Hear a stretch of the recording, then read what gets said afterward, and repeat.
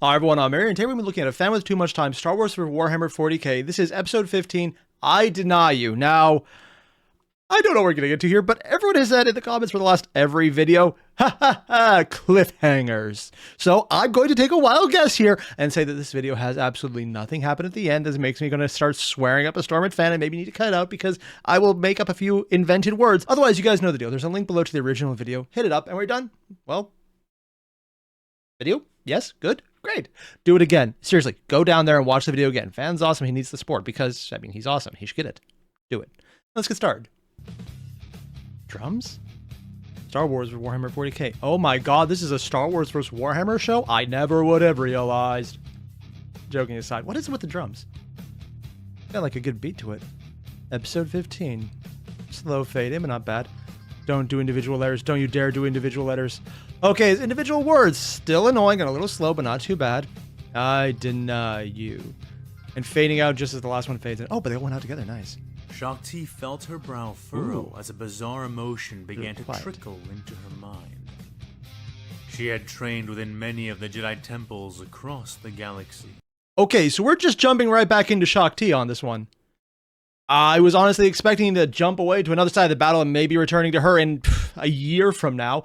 And I'm not sure if I'm referencing how long it take fan to make the episode or how long it would take me to get to it. It could be either one. So we're just going to jump right in. Now, is this a jump forward, a jump back, or act the same time? Either way, damn, I was not expecting this.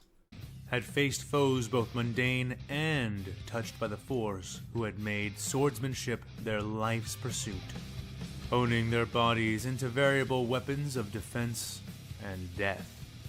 In such times, she would rarely feel sensations like this, and most commonly, the opponent who prompted it was sensitive to the greater powers of the universe. And yet, despite the Imperial before her being unable to use the Force, despite her being a mad, frenzied storm of a being fueled by fear and faith in equal... Okay, one. Oops. Two. Describing anyone in the story, it says, mad and frenzied, fueled by faith and fear. That is, you know, Shakti is basically completely ignorant about everything on this Warhammer side, and she perfectly nailed their entire faction. Nice one, fan. Also, goddamn, that is an amazing bit of texture on the helmet. Like, this is all pretty cool. The scales are nice of that helmet, though. Goddamn. Just trying to think how hard it would be to paint. Never mind. I'm going to block that thought out. I don't even want to think about what I was about to say. That is depressing. Wow. Cool measure. And despite Shakti's own disdain for her, she could not help but feel it again. Appreciation and even grim admiration mingled with more than a little frustration, fomenting a novel, if troubling, series of sensations within her. The Jedi wove to the left, living 2 steps within the future of the fight. The blistering engine of the micro-missile fired from the female warrior's pistol sailing past Shakti's face. The crazed woman was right behind the shot, rearing... Okay, so this is literally right before that final slash happened. Okay. Oh.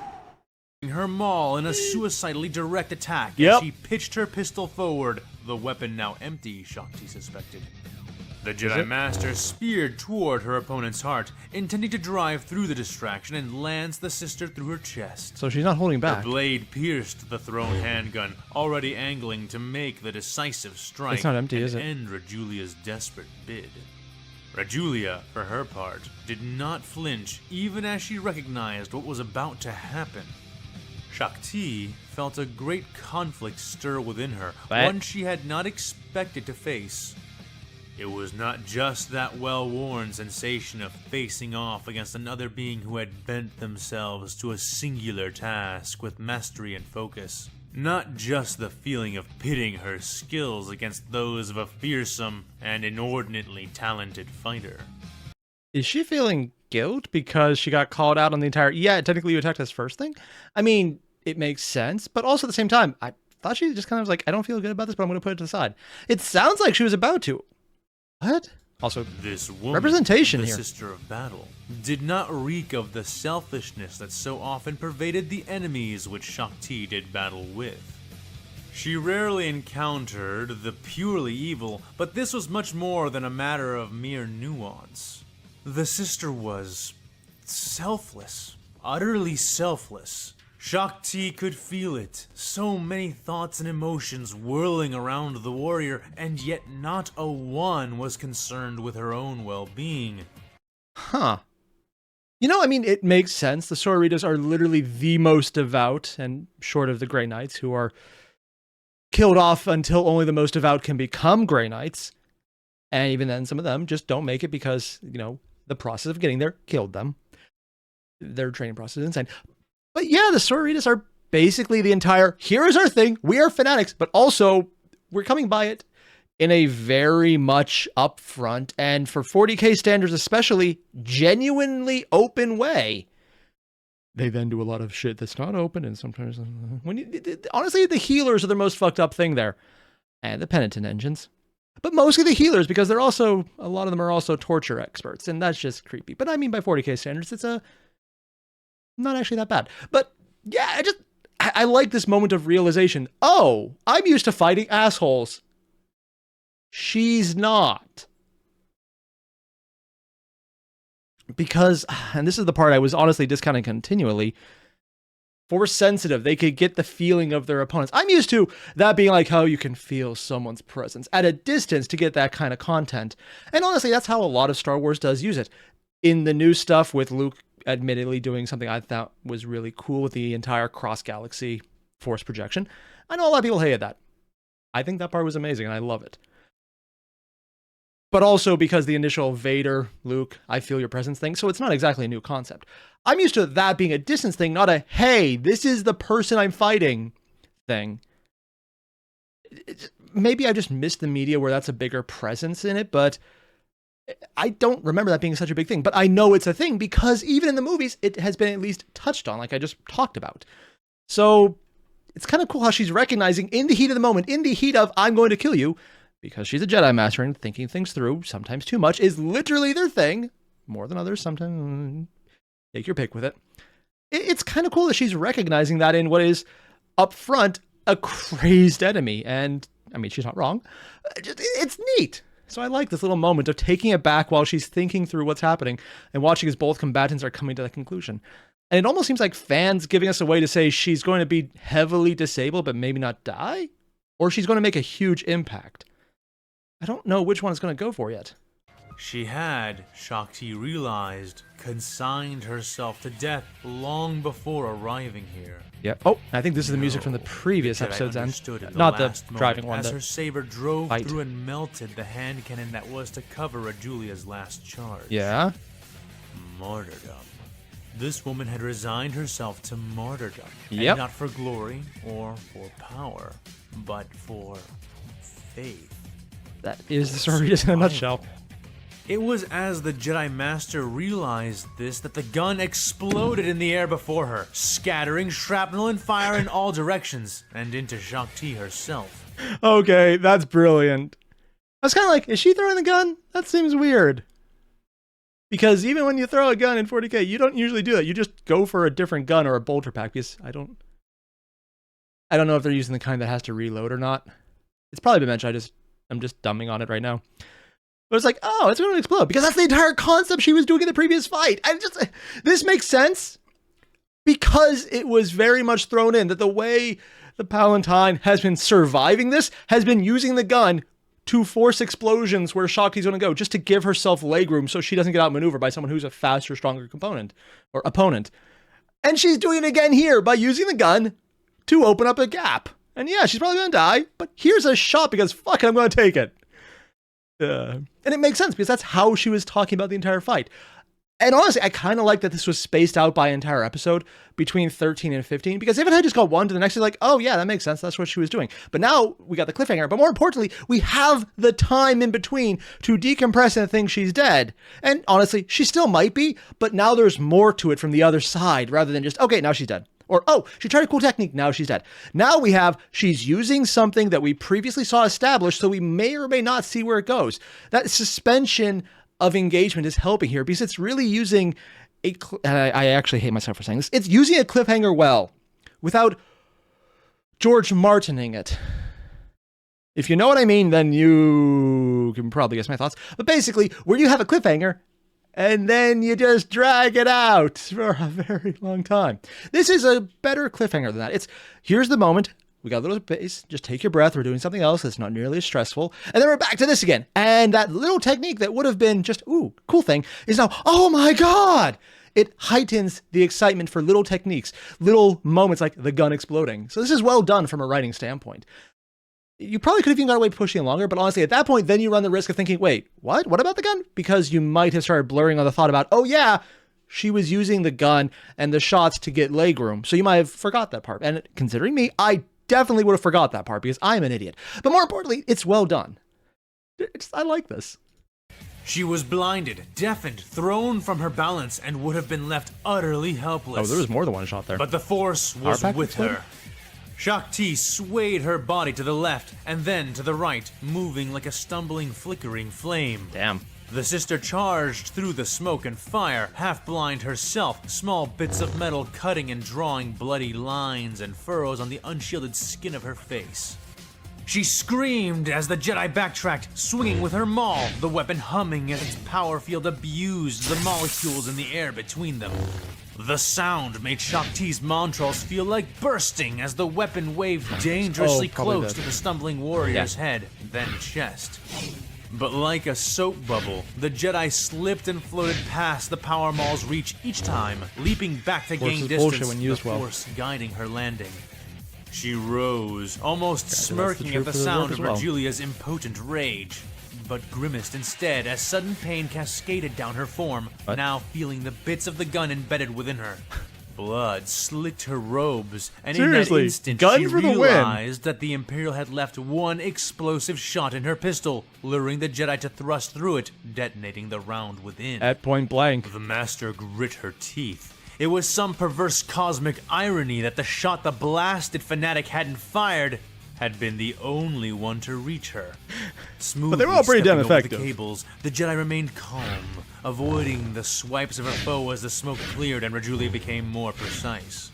Shakti's sight also began to return, recovering that means less for from Jedi. the flash more and more with every passing second. A clever last gambit, but it is spent! Shakti yelled in an attempt to dissuade the Imperial, but to no avail. The fuck?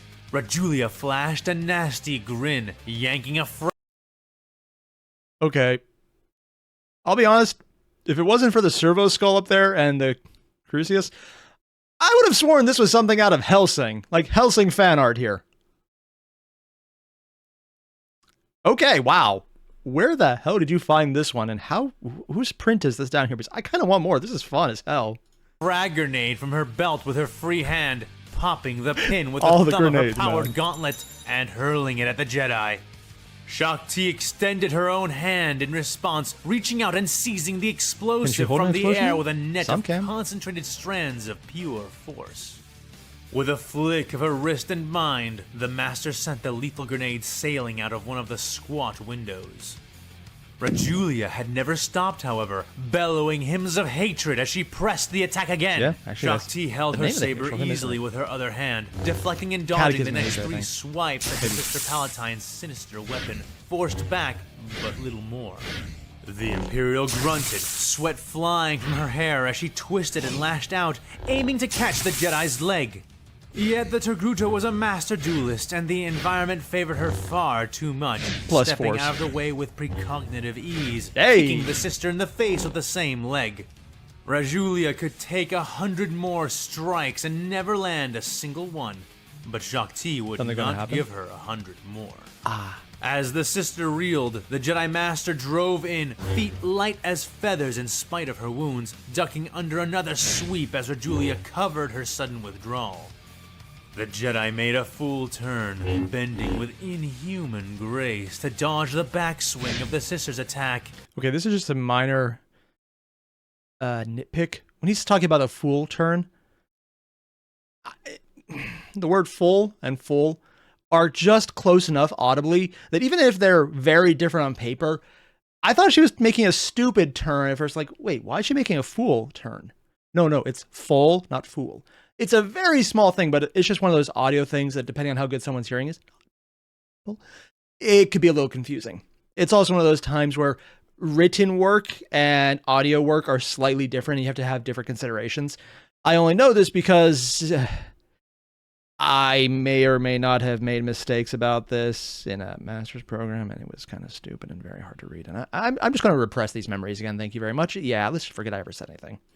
And using the force to propel her forward, ceasing her spin and finishing it. Rajulia growled blood, a sound utterly composed of vicious pain and rage, but could do little as the blue blade of the Jedi she faced burst from her back. Shakti held her blade steady within the Imperial's chest, expecting the sister to fall and slice herself in half with the movement. Oh. Rajulia held firm enough to avoid that humiliation, even as trails of red began to drip from her nose and... Okay, this is just one of those little things I don't get. It's a cauterization. Why are they bleeding internally? Like, maybe from other things going on, but I don't... This is something that is not just a fan thing. A lot of people do this. A sword? Sure, things break. But lightsabers don't leave blood everywhere. They cauterize instantly. That's their entire thing. I don't... You know what? It's probably just one of those rule of cool things. I'm going to hand wave it away. On anyone else who I had less faith in, I probably would not even mention it because, sure, it sounds cool. Kind of like how fusion engines in Battletech explode. Because someone's like, yeah, I know the science. Fuck you, I want them to explode. Okay, sure. And I'm assuming that's basically the same principle here. Should she be bleeding from her nose? Should she be bleeding at all right now? From 1,000 other things? Sure. From this? No, it's cauterization. Unless Shakti just happens to have a saber that decides to become physical and cut things rather than burn them. Because technically that is what it's doing. It's not actually cutting. It just, for all intents and purposes, is identical. Yeah, details. I'm nitpicking, I know, but Van's probably one of the few authors I know that actually could probably use these little nitpicks. Because anyone else, it wouldn't matter. For him, he's really damn good. He doesn't need the big stuff. And frankly, I just enjoy little things like this. It's literally me getting a chance to actually do this on someone who I think is competent enough to see that. It's neat. Color her unpainted lips. The power maul pulsed as it hit the ground, bouncing once before coming to rest on the cracked pavement of the bunker floor. Shakti could feel the woman's powered gauntlet, now empty, clasp her shoulder, the hand exerting a crushing pressure which the Jedi fended off with a sheath of the Force. Ooh. Still, as Rajulia's legs gave out, Shakti was borne down to a crouch as well. The woman tried to speak, but a gout of blood spilled crimson from her lips in place of any words. Shakti's blade had punctured both her lungs, angled. Okay, I thought it was just a little bleeding in the nose, sure, but if it punctured the lungs, it wouldn't cause them to do that. It just cauterizes everything. There was probably wheezing, gasping, maybe phlegm. Blood is... When you get blood in your lungs, it's because something is bleeding. A lightsaber wouldn't let you bleed. It would let you have scar tissue and burns. Literally, not even scar tissue. It would have burn marks in there. You could cough up parts of your lung at this point, and with them could come blood. But I don't think it's been long enough for that to happen. Or for her to have enough airflow at that point for there to be parts of the lung actually coming up. Because at that point, you don't have enough to cough, and that's usually why you are dead at that point. Sorry, I'm nitpicking, I know, but that's not the... Yeah. Maybe it's just the lightsaber physics that they just happen to leave blood sometimes when they decide not to burn. As such, the sister had already spoken her final words, her eyes already losing their focus, and with a small twist of her wrist, Shakti severed her spine, and Rajulia's grip on her shoulder slackened. As the Jedi began to pull away from the defeated, dying Imperial priest. Okay, she got her through the stomach. Not the heart, because she's still moving and the heart will be a lot faster. And she severed the spine, but the spine's big and she doesn't need her legs to shoot you. Granted, she's out of bullets. And guns. There's a freaking thing about being an Imperial. They're freaking tough, man. I could see her still having enough energy to do some kind of last fuck you before... The sister gasped, also, I love the music in the background. Raising her free hand, her fist clenched around another grenade, a circular one. Shang-Chi tried to rise again Nope. to pull herself off this dying maniac. But the sister clutched her tightly, punching the Jedi in the stomach with the grenade-bearing fist and driving the air out of Shang-Chi's lungs, nearly breaking her ribs. An instant later, an activation chime sounded from the bomb. Really, they have The chimes. Jedi furrowed her brows, gritting her teeth in sudden frustration. The woman was still fighting. This was becoming ridiculous. The Jedi Master summoned forth the Force once more and shoved her free palm against the sister's armored chest, issuing forth a column of the Force strong enough to blow away an entire front line. Damn. The pressure produced was easily sufficient to shove the dying sister through the wall of the command bunker like a human bolt round. And yet, Rejulia's hair did not even wave in response to it. Instead, Shakti felt her heart skip a beat, felt her body chill completely, frozen by the sudden touch of fear as a... Is it either a Palatine's force field coming into play, or literally, fuck you, I believe in the Emperor coming into play? Which, at least in here, is probably psychic, but in 40K, they're actually blurring the line a lot. And it's psychic, but it's also not, because sometimes you can't counter it with psychic powers. Yeah, or, in the case of the Necrons, turn it off when there's no soul to have. Yeah, that was weird, and I don't think they ever went back to that again. That's actually a more annoying part. golden light seemed to radiate out from the sister before her. The Jedi Master felt her power, the power of the Force, throw itself against the Imperial, and yet she hit something Incarnation of the Emperor? altogether different. Something vast and old and wise. Something shining and terrible. Is it golden? Burning and writhing in fires that screamed like the legions of the damned.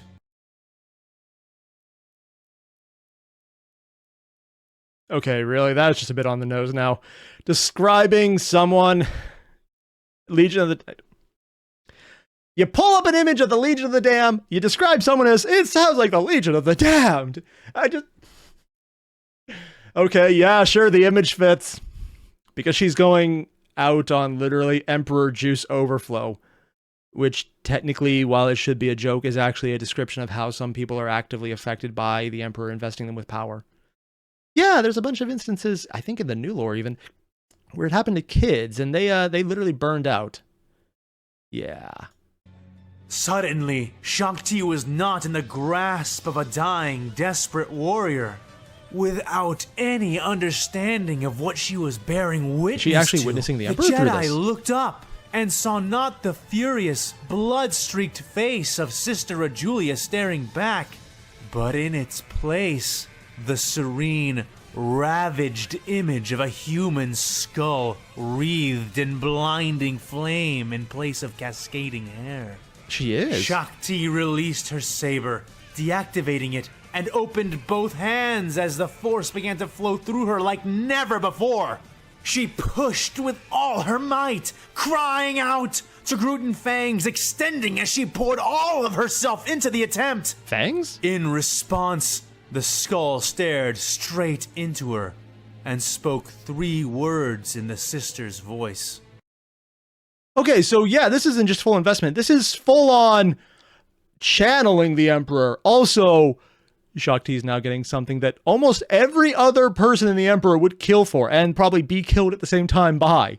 Hearing the Emperor. Holy shit. I wasn't sure if he was going to be aware of this entire aspect of reality because, while he is a precog of a paralleled degree, precog is fucked up when you have Zinch involved.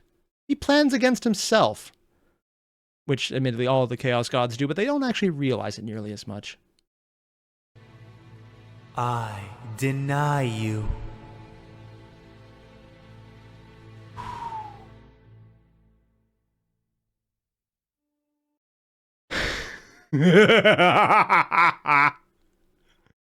Okay. Damn. Rejulia goes full on saint at this point. Which also means she might come back from the dead, because that is a thing saints do for the Emperor. Neat. Also, how much of that was the Emperor speaking through her, and how much of that was her pulling on the Emperor's power to say that? I don't know, and finding out could be very important. Granted, it's the Emperor. He's fine with mass genociding of enemies, including his own people. Yeah.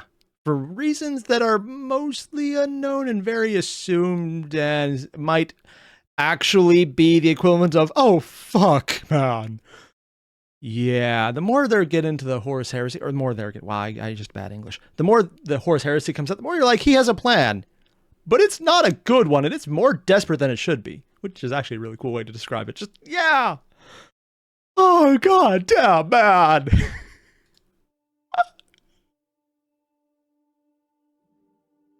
This is a very long later. Much later, even. He had only arrived minutes ago, but upon hearing what the sisters had discovered, he had wasted no time. Who? Shadrick had to see it with his own eyes. And when he met this character did, before. the sight did not disappoint him. What? Laying there, half buried in rubble and lit by the dimming light of the shrouding sun, was his erstwhile nemesis, Sister Palatine Rejulia herself. Is she alive or dead? Also, what does he mean by erstwhile nemesis? I mean, I know the bullshit between power differentials here. It's the Imperium is full of dick waving like this. She was dead. Her But? left arm, shoulder, and chest obliterated by an explosion that must have gone off in her hand. She lay sprawled, evidently thrown back before the bunker grenade half did go off. collapsed. Her face completely covered in her own blood, her expression an empty, impassive glare, as if staring in flaccid disappointment at the sky above them. His gaze moved. You know, considering who she was channeling at the end and how much she may or may not have been speaking on his behalf, that look of disappointment could be just her like, or it could be the Emperor being disappointed. Honestly, either one Fen could be implying, and I don't know which one he's going for here. Moved from her shattered body to the even less intact remains Also, of I'm the assuming we haven't enemy met she had Shadrick been before. He fighting. seems like a dick. Whoever this foe had been, they certainly had not been blessed with the benefit of powered armor, and little remained. A red arm here, a strange, bloody tentacle there. Okay, so Shakti is very much not dead. There's no way in hell I'm assuming that. I have a very strong policy of, if you don't see the body, it ain't dead. Also, pointing out that she literally got dorned by losing an arm. Except it's like a reverse Dorn. Actually, no, exactly like Dorn. They got the arm. And technically the Leku? Is that what it's called? I actually don't remember. The tentacle thing on their head. So 1, ow, I don't know how bad that is for her. 2, probably very. But I doubt she's dead, because if they said, okay, here's her body, I would believe that. But there's parts of the body remaining, so she didn't go Force Ghost. And honestly, I don't think she would anyways, because I don't think she was one of the people who ever studied that. I don't think Fan would retcon that much that fast without a lot more happening. I think it wouldn't really be a retcon, more like a sudden change to progression, whatever. But yeah, Fan's doing a good job of making you not like this character immediately, just because his erstwhile nemesis description of Rejulia after Rejulia was even not thought of, but written of from Shakti's perspective as someone who she hated, but also kind of seemed to respect, especially at the end. Huh. For all the trouble Rejulia had caused him during her dogging of his career, Shadrick was well pleased that she had found a way to die as a loyal Imperial, wretched upstart that she was. God. The Commissar Captain straightened his cap and turned away, barely managing to mask his triumph as mild disgust. Damn, Fan is really hammering home, we need to hate this guy. This is one of the villains. Hell, he's hammering this home almost as hard as Palpatine. Palpatine, you know, is a villain, so he doesn't need to go as far on it. Here, it's like, okay, here's the character. And I'm going to build up this guy by showing you just how much he hates that character everyone else loved, including, I'm assuming, Fan, because that was one hell of a scene. And also the Emperor, because he literally gave her power, which may or may not be intentional on his part. It really is very much up to the writer's intent, if that ever is something he can even do at this point. Awaiting him was an attendant, a sister of the temple, though a logistical aid, not a battle sister. Hello? And if you believe that, even for 5 seconds, the difference between a battle sister and a logistical sister is literally, one of them is going to go up to you in armor to kill you, the other one will just poison you. Because they're all freaking fanatics, man. Last act was to field promote Sergeant Lazarus and send him and the local garrison to intercept the artillery barrage assaulting the temple. She said to him, half reading from a report clutched in her hands. He kept his face still and unreadable, defying the nearly overwhelming urge to bare his teeth in a display of his displeasure. Even in her last act, the woman had dared defy the order of things, giving commands and field promotions to guardsmen before even verifying the loss of the command chain. I mean, she wasn't wrong, but also, this is just this is the third time I'm pausing to say this. Wow. So not only are we supposed to hate him, we're supposed to know right off the bat, this is one of those incompetent Imperials. Unfortunately, he's an incompetent commissar. Which is worse because he'll probably execute anyone competent under him for questioning anything because I'm right, fuck you. Which technically is a commissar's right. And also why a lot of places have really fucked up structures. Yeah. So we got that we hate him, and he's not very bright because he's very much this is how it's always been done methodology of I'm right because my birthright. We can always tell what he is. He's basically a noble. He's someone who is probably not nearly as devoted to the God Emperor as to, I like the power of being devoted to the Emperor. So, admittedly, standard noble in the Imperium, now that I think about it. It's okay, we're basically a description of standard noble. Makes sense. The nerve of the insubordinate dead bitch still amazed him. Oh, he's even bringing out swear words in his But all head. that was before we knew how well positioned they are. The sister continued. Without any support, Forced Lazarus will suffer terrible casualties just on the Which approach. we know they already did. Should we send a missive to recall them? She asked. Again, Commissar Captain Shadrick had to hold his expression still deliberately, though this time for the opposite reason, stiffening his features to prevent the hideous grin he now felt trying to manifest onto his face. He's going to let them die as a final fuck you to her to show that her decision-making was flawed. I really hope she does get the Imperial Saint treatment. Because fuck this guy. Rajulia had never been a competent tactician, and She was true kinda to right, her though. flaw, she had acted rashly, expecting men like Shadrick to clean up her mess afterwards. I'm going to take a wild guess here. She would never expect this guy to clean anything. He seems like the kind of guy who would shit on the floor intentionally just to prove to someone else that they had to clean it.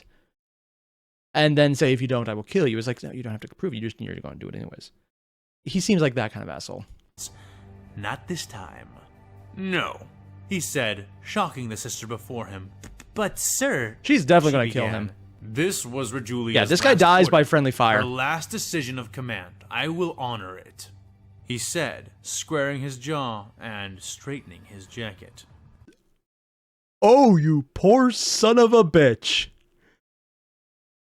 That is absolutely the most unpleasant way you could have described that. Anything else, being a petty bitch, would have been easier on you because now you are in a position where if this actual activity she last took comes up, you are on record of expressly validating her. And it's going to behoove you not to say, oh, I was being a petty bitch by letting it go on because I thought it would fail, because then you admit you intentionally sent people to fail, which, I mean, I'm sure a lot of people up there in the hierarchy, especially the nobility, would be fine with that. But you don't say that. So he's going to have to pin his entire career, if it works, and a lot of his reputation on talking up someone he hates, who he had tried to fuck over even in death. I love this. This is ironic, just at the best. I hope everything about that assault doesn't fall through and just becomes important. Because this guy being forced to grit his teeth and talk up someone he hates is the best thing ever. Oh, well done, fan. The sister seemed placated by that, taking the wrong meaning from his deceptive words. But also what you're going to have to become the right how meaning. he wished she could see this now. How he hoped her shade yet lingered to watch in mute Probably fury does. as the man she had declared a heretic, the man who had narrowly avoided her noose so many times, now gave orders under proper authority to her own naive You got declared a heretic assistant. and you didn't die? Oh yeah, definitely. Very noble. well, Commissar. What support should we send to aid them? She None. asked. He felt his eyebrow twitch. These sororitas were always so outspoken, only ever truly respecting those within their own faith structure. speaking and following the To be fair, the people outside of their faith structure are usually, by imperial standards, worse than everyone else. And considering some of the people in 40K, that is actually impressive in all the wrong ways. The heart was such a pretty set of sentiments, but they belonged nowhere near the battlefield. None, he said. This time, the woman openly balked, mouth dropping open. Yeah, she's definitely going to want to kill him. She asked. He No felt doubt. a muscle in his jaw jerk involuntarily. Very surprised no one else does. Had she been under his jurisdiction, a guardsman, he cleared his throat. Definitely would have killed her. Yep. Rajulia has left us with little enough to defend against the incoming assault as it is, and we cannot trust that what is left to force Lazarus will be enough after they carry out their mission, if they even can. Radio the following bases: pristine judgment and indifference. Have them pull up and send all of their forces to us as quickly as they can manage. They should arrive in... Did he just empty out multiple bases to cover for him?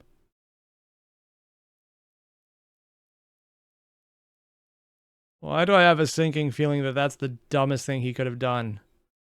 Emptying out well-defended positions is fine when no one's going to attack them, but we know that's probably bullshit. time to help us hold against the enemy. The sister shook her head and then nodded, tapping and scribbling away at the data slate she cradled in one arm. The order has been sent. I'm sorry, but I must speak my mind. This is madness, Commissar. Force Lazarus has some of our best specialist forces within it. Soldiers of Cadia, See, she's making the common mistake of thinking the person in power is competent enough to care. If he's not a noble, I'd be very surprised at this point. And yeah, she's completely right. Also, I think he's probably just going to take exception and kill her right now. Which does get rid of the entire, great, she's going to kill him aspect. Hell, a normal sister probably would have by now. Bulgarin shock troops, Calambian patriots, death corpsmen. Perhaps you should have advised Rajulia on these facts as well, before she became set on promoting some random sergeant and sending them out to their deaths. Now, cease your questioning, or I will find another to perform your duties in your place, snapped the Commissar. The sister took a step back and nodded, cowed by the sudden fury in the Commissar Captain's words. He restrained his I'm surprised smile. anyone would actually just talk to him like Chadrick that. could understand why... Not the Commissar, I fully expect that. But someone who went through any level of sister training, and there's no way I think she's actually just a non-combat. Because I don't, no one should believe that ever. That's not, I don't believe that. That she would actually express that much emotion to someone who is basically someone already deemed a heretic by another sister. Yeah, usually the heretic label carries with it a lot of weight. Maybe she didn't know that part. This one had not made the cut for the front line. Yet he could still see that spark of defiance in her, and sighed, knowing that making more enemies so soon after losing one would make little sense, at least for now. If they accomplish their objective, then and only then, we will offer them full support for their extraction. He conceded, and again suppressed a smile as he saw her untense at that meaningless caveat.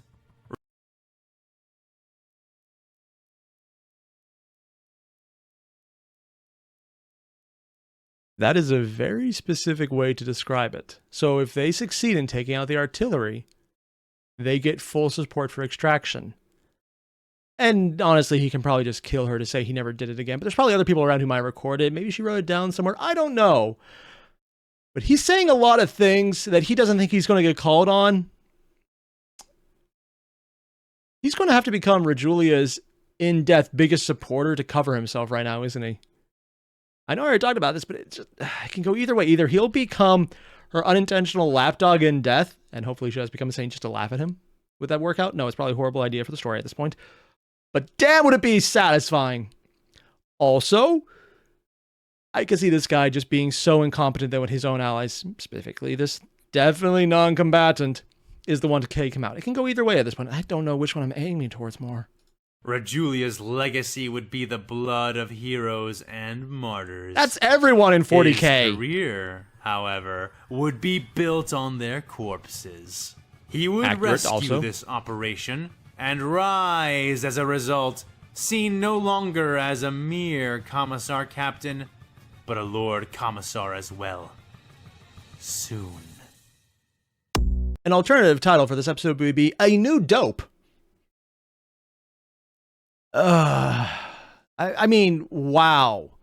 That went a lot of ways. One, Shakti taking significant damage. No way in hell she's dead. I do not believe that for a second. Two, Rejulia getting the full Emperor treatment, which probably burned her out, but honestly, when you go full Emperor, if you become a full-on Saint, which she may or may not have actually just done to get that much power, she may or may not come back. I don't know.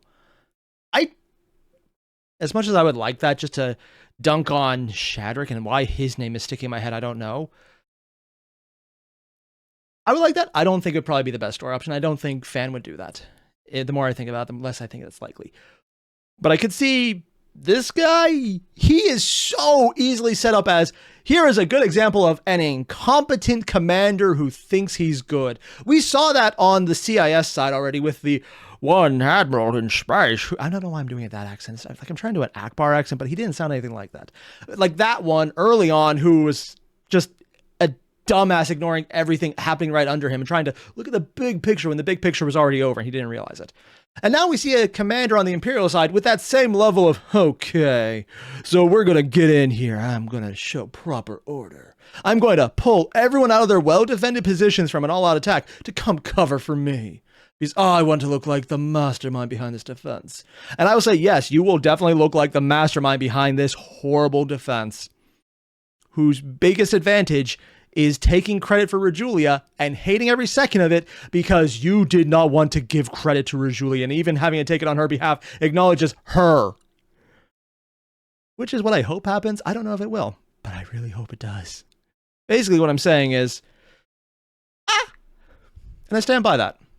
So, yeah, for everyone watching, this is really good. I like the writing. I like the introduction of characters. I like how we're being shown the less competent angle, but someone who's dignified and controlled and manipulative. Basically, a way less powerful Palpatine on the Imperial side. Because the actual equivalent of power would be the Emperor, not in terms of overall equal power, but in charge of basically an Imperium. And someone who's in charge of the Galactic Republic will become an empire later. That level of power. So, yeah, a lot happened here. Shakti, no, she's not dead. Rejulia, probably dead because they got the torso, and that's enough of a body to believe it. This guy, definitely an antagonist, definitely an enemy, and someone who we can set up as saying, like, see, not everyone is competent. We have a division of levels of actual ability. He's not on the higher end, but he's definitely one of the lower. Yeah. I like this. I just like all the varied perspectives of how fans writing it. This is good. And blood coming from a lightsaber wound aside, which... that's weird. It's good. I like this. So if you haven't already, there's a link below to the original video. Hit it up. Hit it up a few times. Fan's awesome. Just go watch it again. And let me know what I missed, because I miss a lot of things. And yeah, I'll see you guys in the next one. Adios.